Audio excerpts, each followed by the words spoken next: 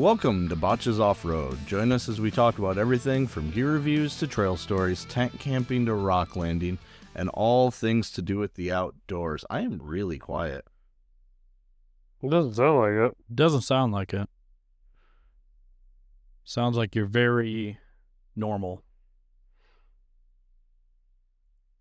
Well, I have to say, Wendy's in Newaygo, please go fuck yourself. I just got over some massive food poisoning that I almost died from. I swear to God. You still sounded rough there, pal. Yeah. Coming out both sides. I haven't had a solid number 2 in, it must be before last Wednesday. Jesus. That was when I got it. Wednesday, Thursday, Friday, just absolutely horrible. And he's been as grumpy as you could expect from someone who's that sick. I've just been super tired, super grumpy, doing drywall in my house, so that's fun. So, on top of that, I get like really bad dust allergies, if that makes sense, so. And doing drywall ain't great for that. No. Plus my asthma, so definitely been running around the house in a bandana because respirators are for babies. Pussies. You're at least wetting the bandana first, right? Fuck no. Oh. Yeah, Wet bandana over me. I have the worst food poisoning I've ever had actually came from Wendy's. We'll do a quick flashback, right? Not flashback. Yeah, flashback, I guess is the term. So it's freshman year of high school, right? Getting ready to perform at one of the largest band competitions in the Midwest. We go to Wendy's beforehand. This is regionals, Mark, not state, by the way. Yeah, I was about to say, is this Indianapolis? No, that would be nationals, but no, this is regionals. Oh yeah, you're right. We never did regional, so I have no idea where that's at or was at. Was it the Silverdome? At this point, it's at the Pontiac Silverdome. And so anyways, we get Wendy's. Wasn't that tear down? I thought it was torn down a while ago. Yeah, like 2012. Oh, I thought it was like way before No, that. not even then. You're getting my story off track, but now I'm curious. I'm sorry. I actually keep going. While he's typing. They demolished it in 2016. Yeah. So anyways, it was way before we went to high school. But anyways, we're performing at the Silverdome, and I start feeling sick as we're doing our practice run outside, and I'm like, I'll push through it.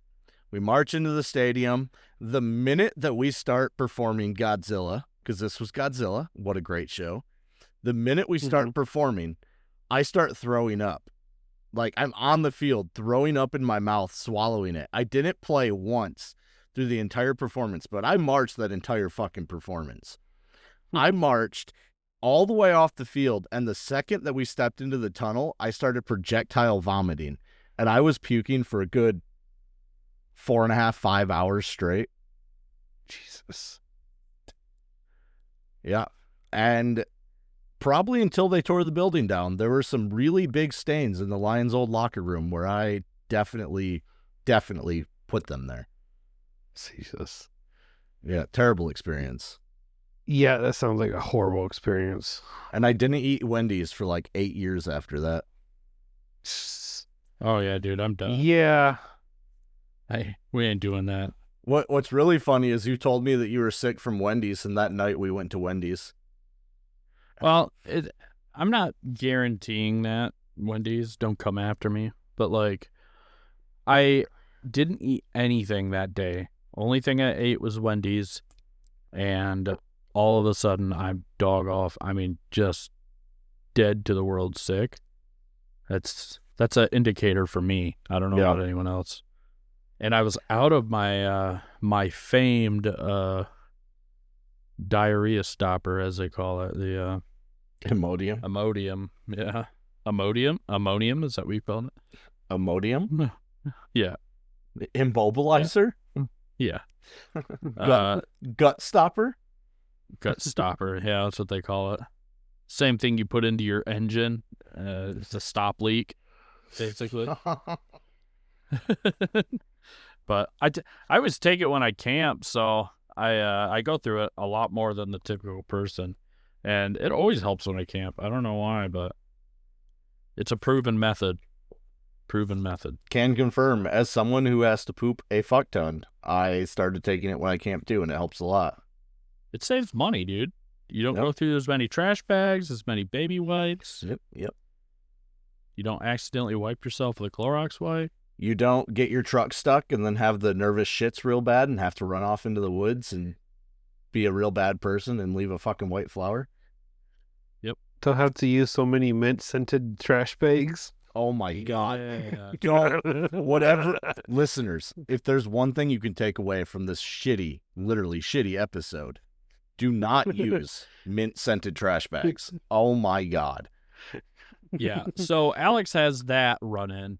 I had one where a couple camp trips ago, I thought I grabbed my baby wipes and I grabbed my little Clorox to-go wipes and wiped my ass with those. Got my nice lemony bleach burning sensation. And I didn't realize it. Like when you're camping, you go to your little porta potty, it's dark. You know, I try not to throw my flashlight around all that much because I like to have night vision. And I just didn't realize, man. I just peeled it up. And I wiped, and I was like, why? That really burns. And then, like, trying to figure out why I wipe again. And I'm like, maybe I got a cut or something, Everyone gets those, whatever. And, especially Gavin. No, not that much. Not especially me. But, so I checked the thing, and it's this Clorox, and I'm like, that's why. So that burning sensation lasted for about 15 minutes, and now it was hell. I was sweating. Have you had Sienna inspect to see if your butthole is now a lighter color? No. You'd think with it never seeing the light of day, it'd be pretty light, but I could probably put money on it that it is not that.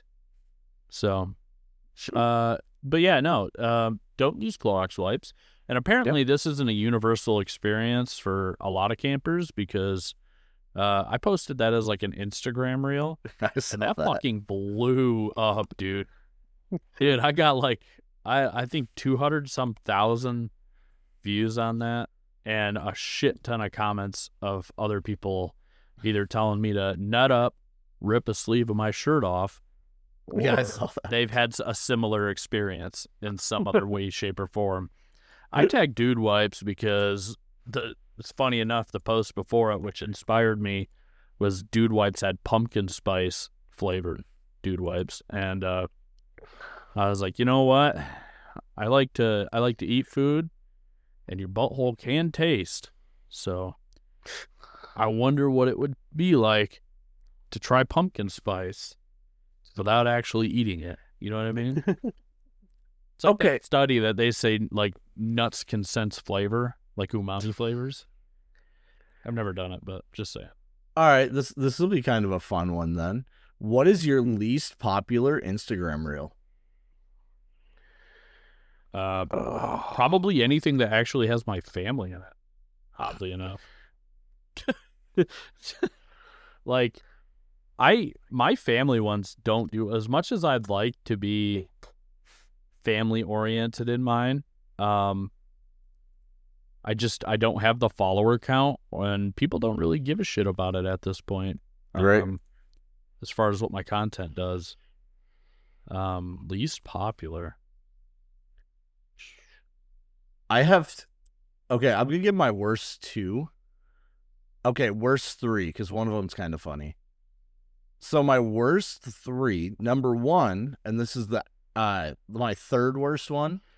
A while ago, I jokingly made a reel trying to make the mule, which is my daily. It's a Kawasaki mule.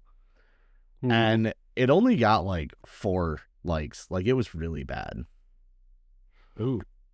And then I mean, it's almost as bad as the GT or Most Wanted ones that you did. Those only got like 6.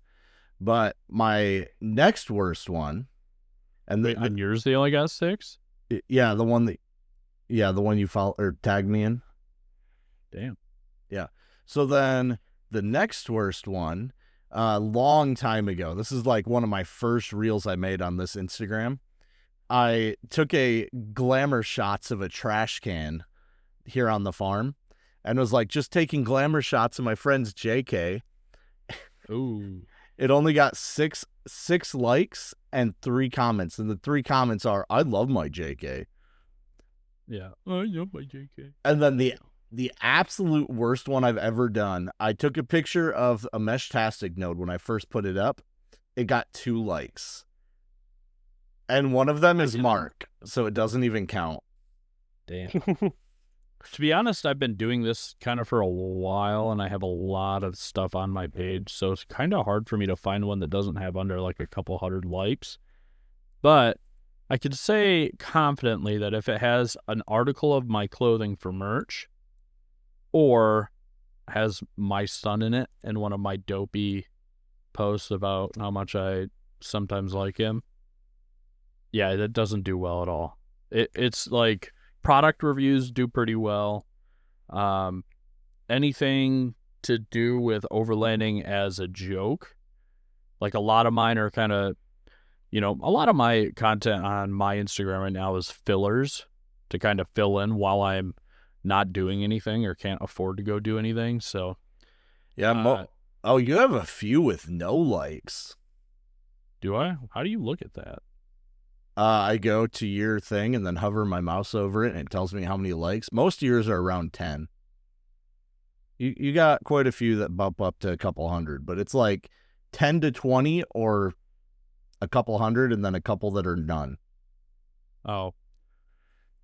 Oh, yeah, okay, I see it now. If you have none, that means that I didn't see it because I like all your posts as a default. Yeah, so like my my clothing ones have 0. Yeah. All of them. So, which is fine. It's not like I'm trying to I don't make any money really off of it, so I don't really care. Yeah. But I mean, the merch is just fun to make, man. Like we got some cool stuff. Wow, we had no topic, but this is actually a fun topic, just talking about people and Instagram and stuff. I don't even know what merch we have on our store right now. I feel like I just added stuff, but yeah, I just added stuff onto mine too. I have to go through my stuff. So we use Printful. That's what Botches use. That's what I use for Huckleberry's Outdoor Adventures. And Alex kind of turned me on to it, and I've seen the light. It's really cool. I wish they had some more, maybe some different printing techniques for like cups and stuff. But Other than that, they're pretty decent. And you can kind of mark your clothing up and stuff however you really want to. We typically, Alex doesn't mark his up almost at all. I keep mine at like a very, very small, probably the same or less on a lot of my stuff. And then I kind of also gauge it by the more I think people will buy it, the lower I'll make it. Yeah. So like sweatshirts and stuff like that are much cheaper typically, just because I want them to have more access to that. Yeah, I mark up by like a couple dollars, unless it's something that's already expensive, like the Hawaiian shirt. That's like at price. Like people said they wanted it. Yeah, kind of to that point. If I know that it's gonna be expensive out the door, I'll usually put it at the absolute lowest it can go. Yep, exactly. So that I make like 1 penny on it, basically. But for some of it, I have a lot that I've added recently, like a lot. So I've been kind of just going with the recommended, what is it, like 10 or 15% markup or whatever it is, which is only like after Printful takes its money away for the processing and everything that they do, because It's basically all done on Printful. You don't have to order any clothing. You don't have to put any money into Printful. You just make the product, or you design it somewhere else. You make it, put it on the clothing, and then you can add it to your catalog, sell it. Yep. And then they give you a cut, and then they take, what is it? They take a certain percentage. They take tax, shipping, and whatever cut they get, and you get whatever's left over based on the percentage of markup you did, and it's usually like $1. Yep. If that. So, yeah, it's not it's not the best. But, I mean, have you you be seen able to do it cheaper somewhere else? I don't know. Have you seen the Christmas stickers that I just made live? I haven't. I'll have to take a look. I haven't done one for the FJ yet, but I have a 4Runner in Tacoma with a Christmas tree on the roof. They're pretty sick. They're just... I'm going to do some Halloween ones actually coming up. Hell yeah. Drop on my stuff. I've got some... I mean, we've got more stuff on the Botch's internal store. Because the way that Botch's do it, we have Botch's internal store. When I make a new product, we put it there until someone can afford to buy it and test it. Because the last thing I want to do is put a shitty product on the store. Yeah. Yeah. In mine, I don't. But I will reimburse someone if they do get a shitty product and they genuinely just like hate it. I will give you your money back, whatever you spent. Yeah. Hopefully you don't get one because I can't really afford to give you back like $300. But honestly, from what I've seen, as long as we design it okay, our graphic, the DPI is high enough in our graphic, they typically turn out well enough that people like them. Like they're not. Yeah. They're not. I haven't seen anything. The only thing that I think Printful doesn't, I wouldn't say doesn't have the capability of, but they do, is like the stitching, embroidering. That can be tricky because you really don't know what it's going to turn out like. If your design is too complicated or uses a lot of colors, or your shading is complicated, it could make your stitching and stuff pretty rough. Thankfully, majority of what I do is embroidered because embroidery doesn't wear the way a printed shirt does. Right. Which is most of why we buy it first, is to test the embroidery. Yeah. Speaking of which, did you get contact back for that jacket? Yeah, we're waiting for it to get here. Yeah, you're talking about Kaylin's? The B that was messed up? Oh, I didn't even worry about it. It's barely messed up. Okay. Yeah, What so was that? so we ordered those jean jackets a while ago. Yep. And Kaylin's, the B is kind of off. It's nothing major. You can tell it's a B. And then I also accidentally ordered... Oh, I figured out how I did that, Mark. So, yeah, because the jean jackets, they were getting discontinued anyway, we just wanted to get an order in for us before it happened. By the way, those are $90 jackets. So, like, nothing I would ever put on the customer-facing store. No. So I made a template and then changed the name to Kaylin, added her large jacket to the cart. Then I changed the template to Mark and ordered a 3XL. Well, no, I did that backwards. I did Mark first and then changed it for Kaylin. Well, when I changed the template, it changed what was in the cart too. So it screwed up. I screwed up and I ordered 2 jackets with Kaylin's name on them. One is a 3XL, one is an XL. So then I had to go back, quickly order one for Mark that was a 3XL, and then I just put a piece of Velcro over the name on hers, and I'm wearing it as a chore jacket. Yep. So Okay. It works. Yep. Mm-hmm. I did rip that today, but it happens. It's your work jacket, so. Yeah. I was gonna say, those usually fit super small, so I would have paid you if I thought it would fit me, but I Dude. really doubt it. So The 3XL fits me and Mark pretty well. It's a little like if Alan wanted to button it up, he is squeezing himself. Yeah, but he is a little bit more rounder than us, and he's also tall too. Yeah. So I don't think the 3XL would have fit you. And sadly, 3XL was the largest size they had. Mm-hmm. that's a me problem. That's all good.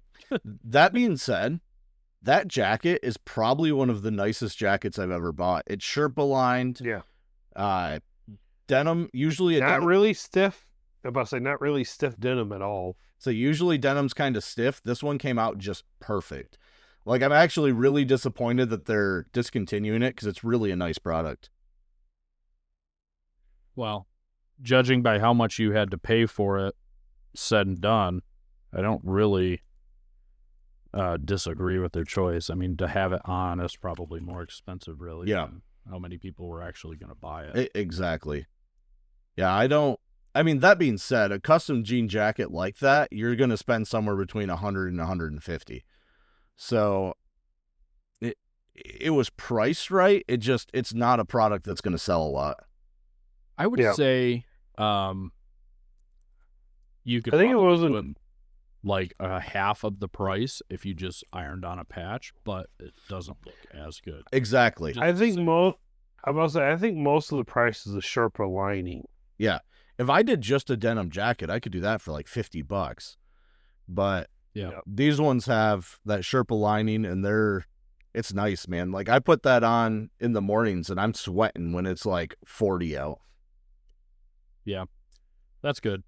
I know, so like the embroidery they do a good job. I mean, I don't know what machine they use for it, but I've had like I had like a bear, I had like a embroidered beanie that I bought for Sienna that I got her, and it's just basically the emblem of us, the three little bears or whatever, Mm-hmm. and that was too complicated for it because there was some shading and stuff in it. So they asked if they could do like a simplified file of it, which turned out to be just as good, if not better. So Printful's pretty good about it. I really don't have any complaints with them. I mean, I think that they're pretty reasonably priced, and if you subscribe to there's like a Printful Premium, you get even deeper of a discount. I just don't think it's worth it for the amount of orders that I get.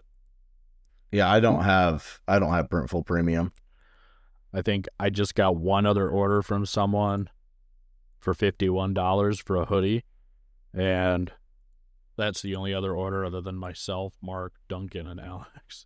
So yeah, I think I've had two people other than us. No, one person other than us order. yeah, Mm-hmm. so Because definitely not upset about it by any means. I'm glad other people are buying it or like it enough.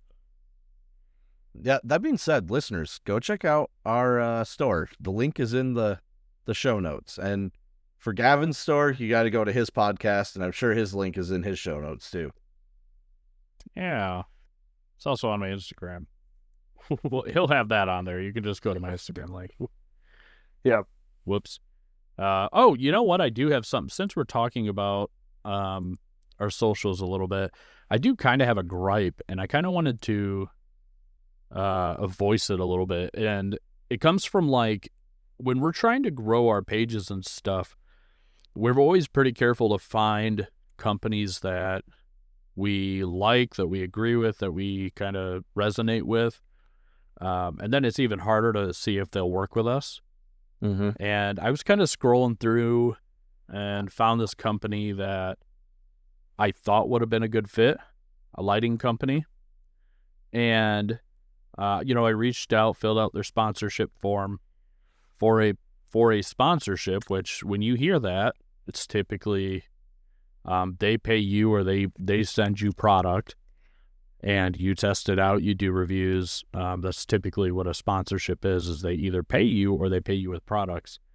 And I heard back, had an interview for them, and was going to do that interview, decided to do some research on this company to see if this is actually going to be a good fit for me, because I don't want to preach that this company has good products when they really don't.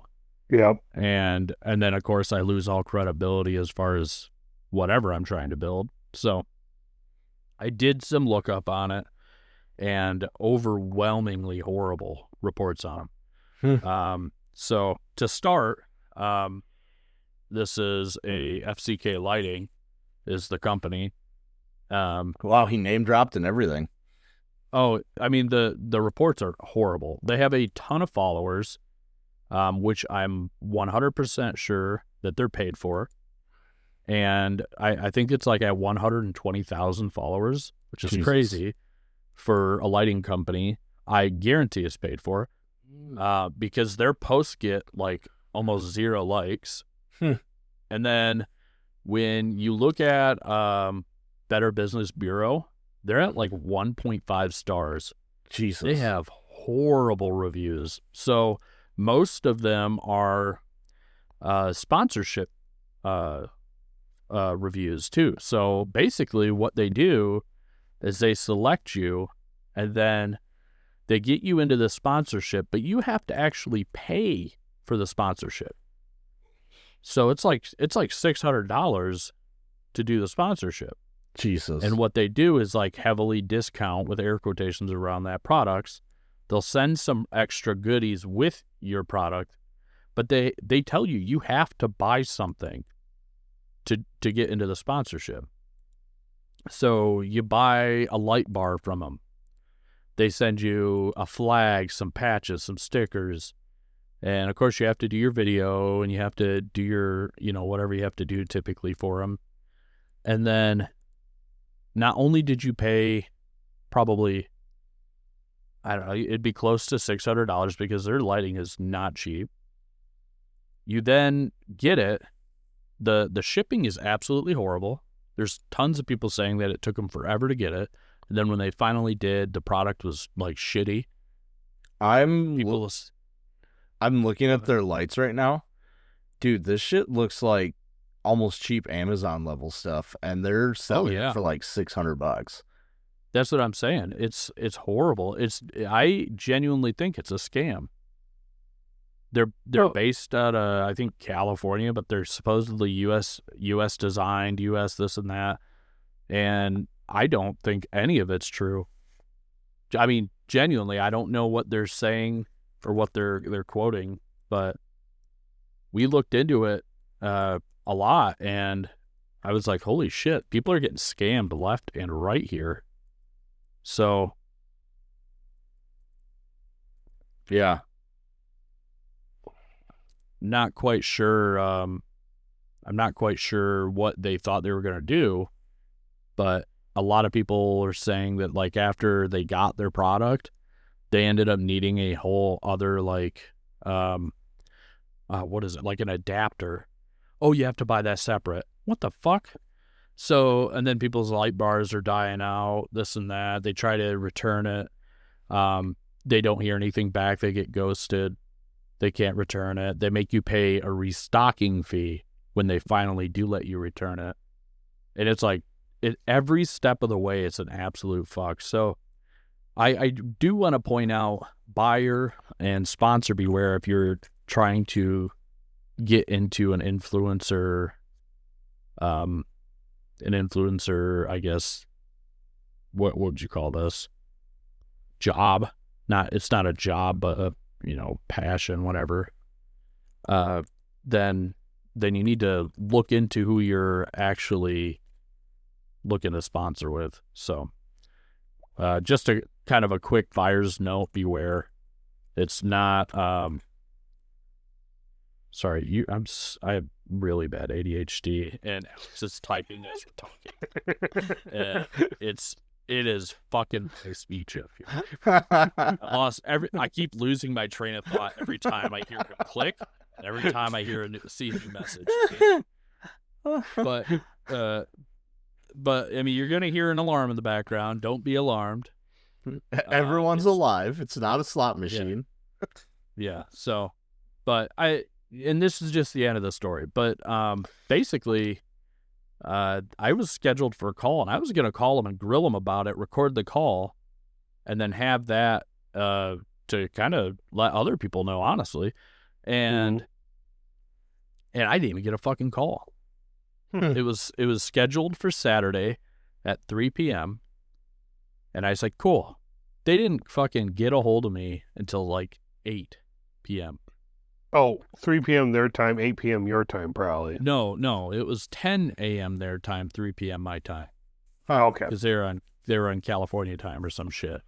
So they didn't call me until like 7 or 8 p.m. And at that point, I'm pissed. I'm like, dude, I had someone watch my kid for a couple hours just so that I could have a quiet area to talk to them. No call. Like, so on top of that unprofessional circumstance that I had, I mean, the reviews are absolutely horrible. So beware, dude. Beware when you're trying to grow your platforms and stuff that you don't jump into products that aren't going to be good for your customer and scams that are eventually just going to screw you over, because that is like a signed contract. Yeah. So that's hard to get out of. People can't just get out of that once they realize you pay that money, you sign that contract, you have to abide by it. So yeah, it definitely sucks. I really like reading companies' terms of service. Like, call me a nerd, whatever, but privacy is important to me, so I always do it. Section, where's it at? Section 3 of their terms of service. We are not responsible if information made available on the site is not accurate, complete, or current. What the fuck? Like, literally, you would be responsible for that, but because they have that in their terms of service. That's horrible. Section 4. Prices for our products are subject to change without notice and may be higher than on the website. Again, what the fuck is that? Like, so this is why you have to be careful, because people lie, and they lie through the companies too. That's why you always want to make sure. I did get some good news from someone I used to work with in Gerber. She was an intern there, and she started working with Coleman, the camping company. Yep. And she does product testing. And she asked, hey, we do product testing and stuff through Coleman, and all this stuff that we get done testing, it's usually completely fine. It works. She goes, but we don't really have anything to do with it. We pretty much just throw it away.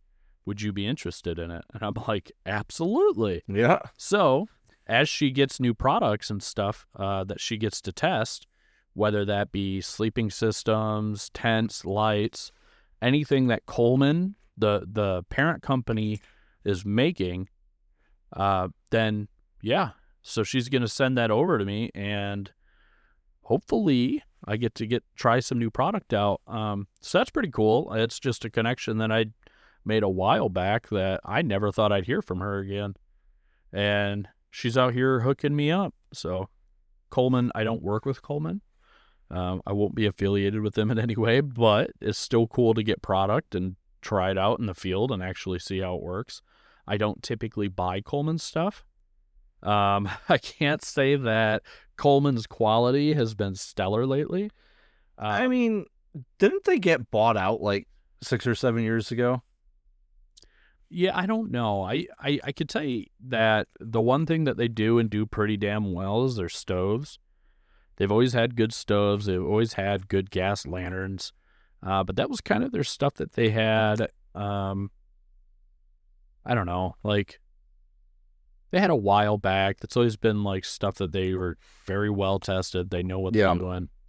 Like their tents, their budget tents, like they're decent, but they're nothing special. But I'd be interested to see. I haven't looked at Coleman in general in a long time. I know that I don't trust their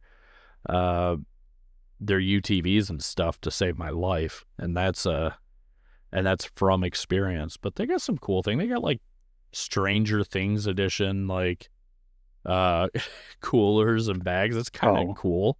Never really seen those before, but well, it's just a cool thing that I've ran into.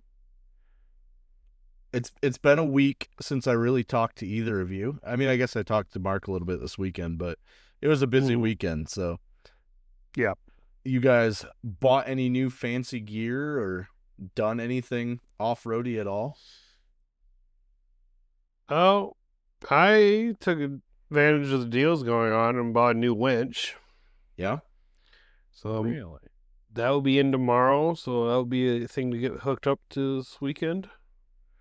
Yeah. Nice. And I also bought a new sleeping pad because I got tired of the pad that's not doing crap for me. Did you get it on deals? Yes. And you didn't share it when you know that my sleeping pad magically has a hole from you? It was before me. I never had a problem with it until the night you borrowed it. The only thing is that it's going to be a little bulky for your liking there. But I went for comfort over compact. I mean, as long as Say you have the space for it. it fits in my pack out, I don't give a shit. That won't fit in the pack out. Oh yeah, no, fuck that. It ruins the whole point of the pack out. Yeah, so a new winch is pretty cool. You got the X-Bull XPV 10K. Yep. That's a pretty good buy. And you got a good deal. You paid the same as I did for my non-XPV, so Yep. can't beat that. No. So on, what was it, Sunday or Monday, I went to Never Enough to see if they had any like just beat to shit 37s that I could use for test fitting on the 4Runner, and they didn't. And then he goes, I think the closest we have is a set of 35 takeoffs that look brand new. And so we go and look at them, and sure enough, I mean, I don't even know what the brand is. It's some weird brand I'd never heard of. But went and looked at them, and they're a nice set of ATs, basically brand new, almost no miles on them. And I was like, well, how much you want for them? He's like, I don't know, $200. So $200. I got a set of 4 35s. They're decent enough. I'll get those mounted on Friday. Yeah, I'm pretty excited about that. That's definitely gonna. One, I've been borrowing tires for the last like 6 months, so being on my own tires will be fucking nice. And then 2, I've been wanting to go. I wanted to go 37s, but I'll settle on 35s. Yeah, so the 4Runner's gonna be on 35 soon, and we'll see if I need to regear or not. Then I feel like I bought a lot of shit, but I don't even remember what all I bought.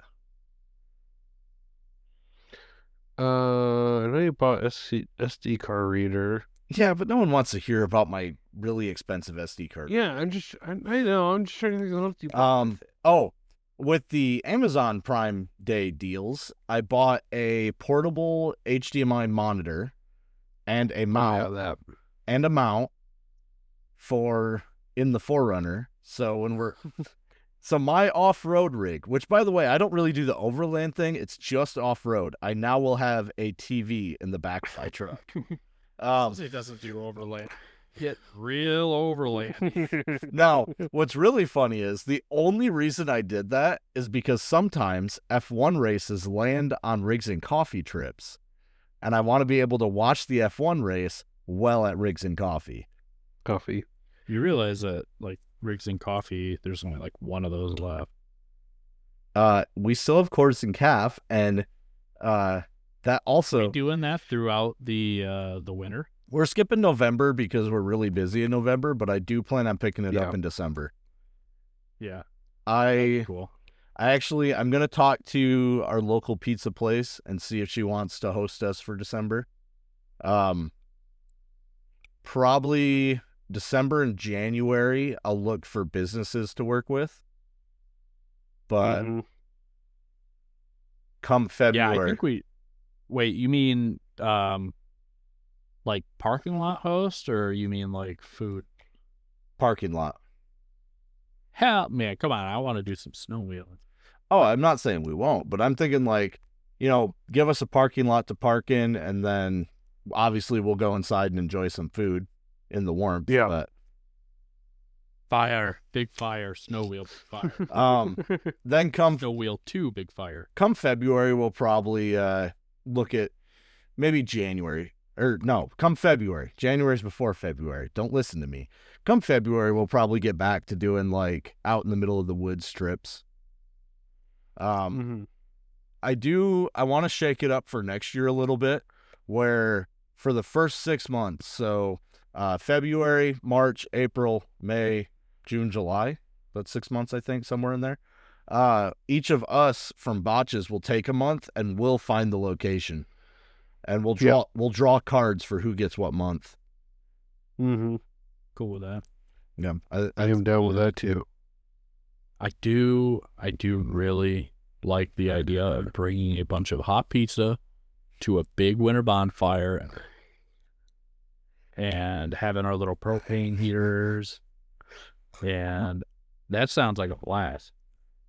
So I do have on heaters. I do have a diesel heater in my cart right now for $100 because I plan on, not even for overlanding, I'm going to put a heater on my mule so that I can heat it and clear the windshield. That's it. Yeah. Well, make it so it can separate from it, and then you can use it for camping. Yeah. Maybe. I'm going to build a back wall because, the back just has a gate pretty much, or not a gate, but like a screen. So I'm going to build a plywood wall and then mount the diesel heater in there. I'll plumb the diesel pickup down into the diesel tank on the mule because the mule's diesel anyway. Mm-hmm. And then the one I'm looking at, you can program it to turn on at certain times. So I think I'm just going to have it turn on at like, I don't know, 6 in the morning, 6:30 in the morning. It doesn't even need that much time. Maybe 7 in the morning, and then have it run pretty much all day till about noon. And then I can turn it on if I need it after that. Yep. Yeah. So it'll be Make it. And solely the reason for doing this is that the windshield on the mule fogs up, and then you have to hang your head out in the cold snow to be able to go anywhere. Yeah, that sucks. Definitely. I think if you're gonna get one anyway, make it so that you can quickly disconnect and use it for camping. So yeah, but then at that point, if I go camping, then anyone else who needs to use the mule won't be able to clear the windshield. well, you know what? They can just get used to it. Live the life like Alex for a few days. Darn. Yeah. What's more important? You gonna buy 2 of them? Honestly, probably. Yeah. I know I have one. I'm waiting for my next check whenever that tends to come in, and I'll probably get it then because we do have some fall camping. For a while, I was kind of thinking that maybe we were just done. We do have a few events coming up, but it was just getting to the point to like we're starting to focus on other things. We got to get wood pellets. We have to make sure we have heaters because we have like it's a trailer, and the wood pellet stove heater does good at radiating heat, but radiant heat doesn't do great at circulating throughout the house. Right. So you have all these other closed rooms like the kids' room, our room, Dad's room, the bathroom, that do not get any heat at all, and they tend to get quite cold. So we have electric heaters that we run as well. It would be a lot more cost effective to put door fans in. You're a door fan. I'll see if I can find some for you. They're usually only like $20, and then you just cut a hole in the top of the door and mount it in the door. Oh, okay. And, yeah, not my house. I don't think I can do that. But it's a really effective way to make that work. When we lived in Big Rapids, that's what we did because the cost of electric, dude. Electric heaters are like 5 times as expensive as running anything else. Yeah. Well, I'm sure our AC was fun this year. We didn't run it a whole lot, just typically when we went to bed, but I just turned mine off like a couple hours ago. The good thing about it is that we only have the electric heaters in rooms that we're in, right? Like actually in at the moment.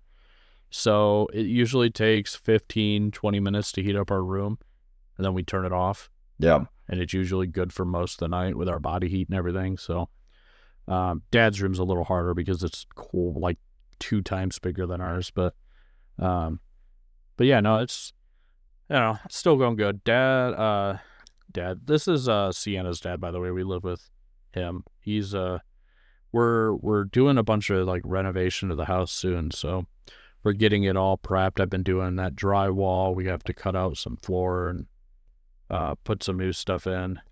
So we're gonna do some improvements. We're gonna insulate some more walls because the insulation in the walls are like horrible. So gonna upgrade that as we go.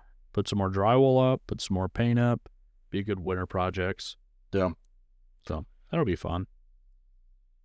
Yeah, sounds fun. Yeah, I don't know. I don't like running electric heat because it just, God, dude. The first time we did, the cost of electric, because we ran it in Big Rapids for like a month, and our electric bill was like $500, and that house is tiny.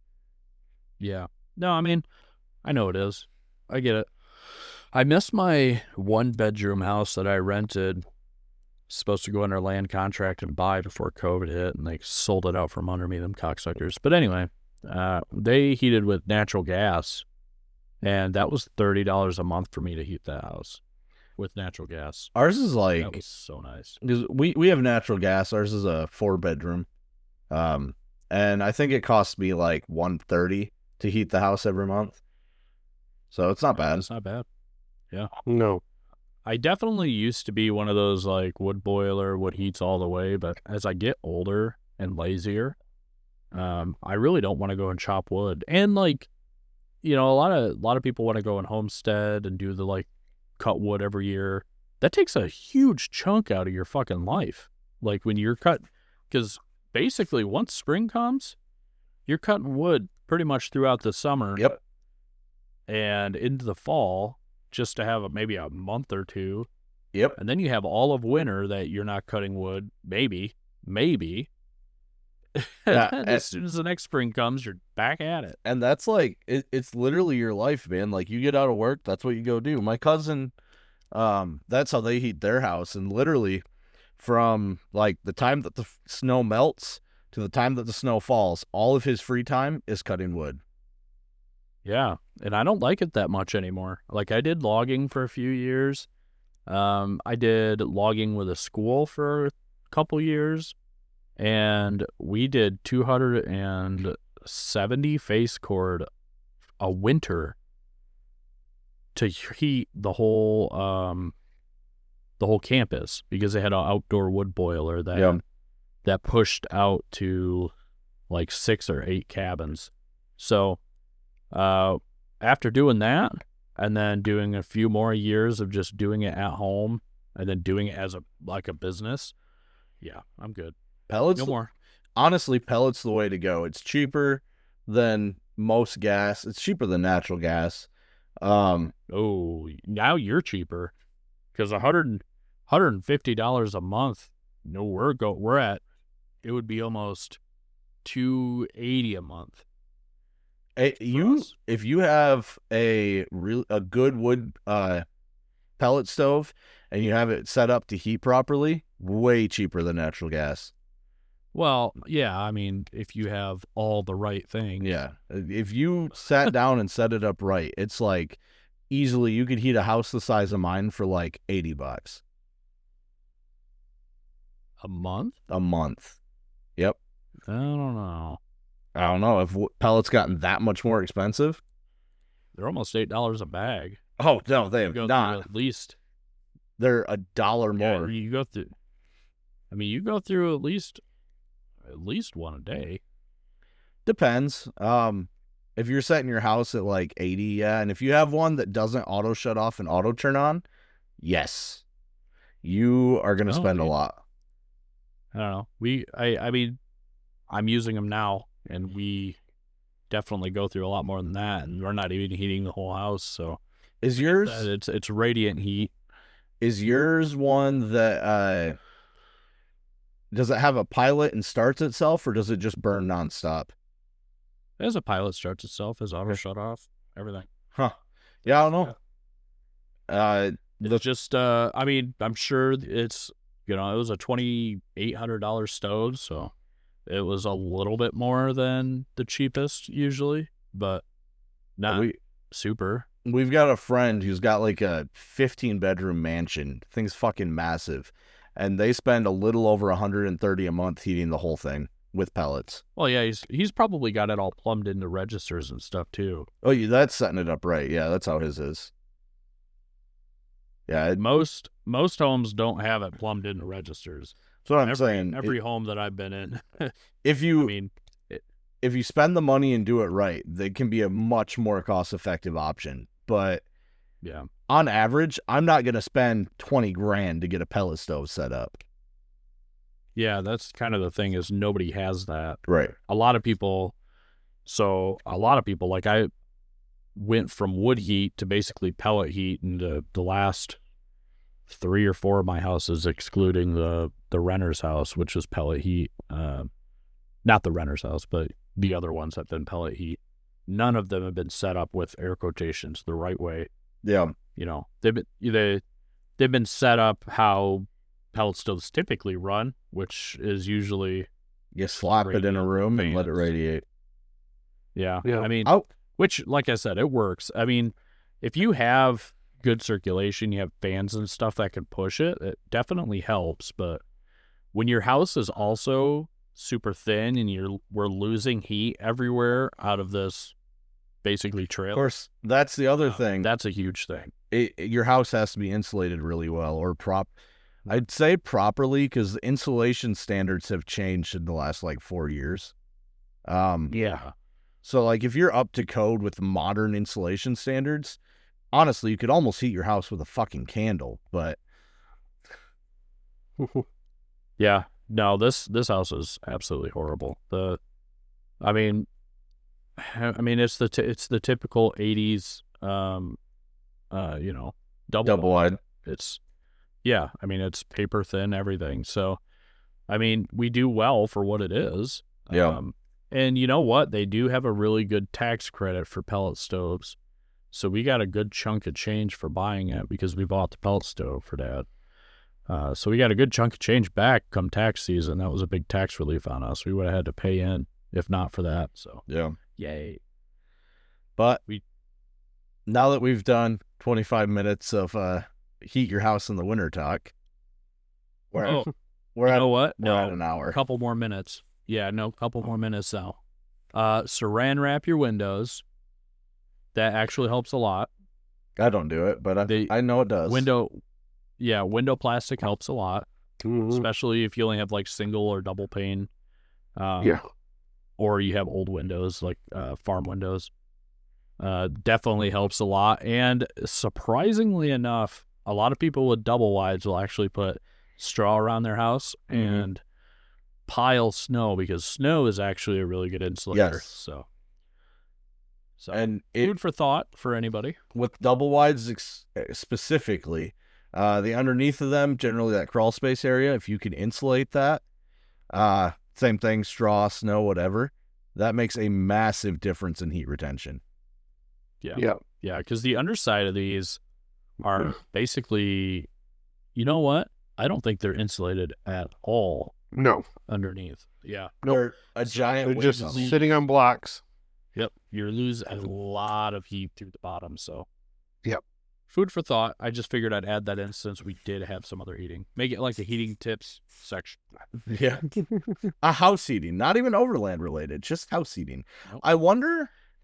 I wonder how much you could save by swapping your electric heaters for diesel heaters.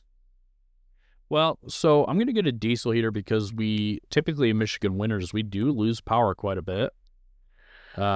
Especially our house. We've lost it last year probably 3 times or so. Oh, yeah. And everything's hooked on electric, so we don't have any gas heating other than our stove. And so I'm going to get a diesel heater just to heat parts of our house where we can actually sleep. The living room, we'll just move the couches aside and sleep out there. And or we'll use it to actually plumb underneath the house to keep the pipes from freezing when we lose power, because that's a big thing too, is we blow pipes all the time. And last time we blew a pipe in the winter, we didn't even know it because we don't use that part of the house, like the bathroom, the second bathroom. So then your electric bill goes up. Yep, electric bill went up, and we had the whole underside of the house was full of water, and then that sogged into the foundation, and yeah, so we had to replace a bunch of wood. It was horrible. So it's one of those things where, like, your pipes break, that's like the worst thing ever. Yeah, I have the luxury, I guess you will, of having a big, massive 20K generator at the farm, and I just run an extension cord up here and plug it in and then turn the furnace on. It's very safe if you don't think about it. Hey, do what you gotta do. Yep. But all right, guys, I guess that's an hour. I hope you enjoyed Heating Tips with Gavin. We'll catch you guys later. Yep. Later.